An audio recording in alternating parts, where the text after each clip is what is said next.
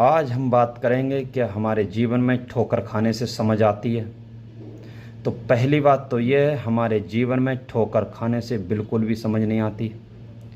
ठोकर खाने से सिर्फ हम सुधार करते हैं, सिर्फ हम सीखते हैं, सिर्फ हम माइंड की मेमोरी को मेमोराइज्ड करते हैं। जिससे हमने ठोकर खाई है उससे हम दूर हो जाते हैं, क्योंकि उससे हमें हर्ट मिला, उसने हमें हर्ट किया।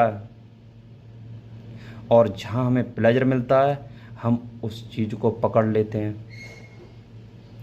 अगर ठोकर खाने से आदमी समझदार हो गया होता तो संसार के सभी लोग समझदार हो गए होते, क्योंकि संसार के लेवल पर सबके जीवन में दुख हैं, सबके जीवन में सुख हैं, सबके जीवन में पेन है, प्लेजर है, सबके जीवन में उथल पुथल है, उतार चढ़ाव हैं। ठोकरें खाने से कभी भी जीवन में समझ नहीं आती। समझ सिर्फ हमारे जीवन में तभी आती है जब हम जीवन के दोनों पहलुओं को एक ही बार में इंस्टेंटली ऑब्जर्व कर लेते हैं। सुख दुख को एक ही बार में देख लेते हैं। विजुअल परसेप्शन और beyond visual perception, then comes understanding in our life. क्योंकि दोनों पहलुओं को ऑब्जर्व करने से हम दोनों से ऊपर उठ जाते हैं। हम सुख दुख से ऊपर उठ जाते हैं, हम विश्वास और अविश्वास से ऊपर उठ जाते हैं।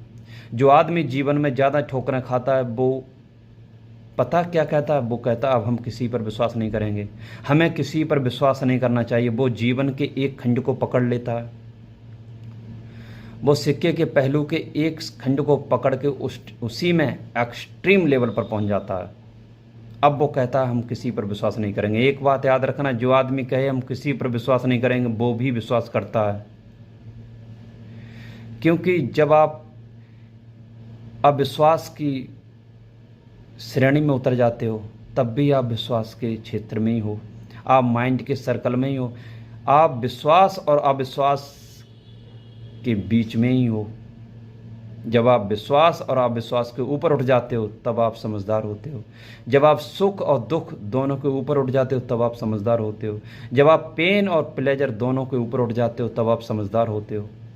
क्योंकि पेन और प्लेजर को के ऊपर आप तभी उठ सकते हो जब आप प्लेजर को पूरी तरह से समझ लो,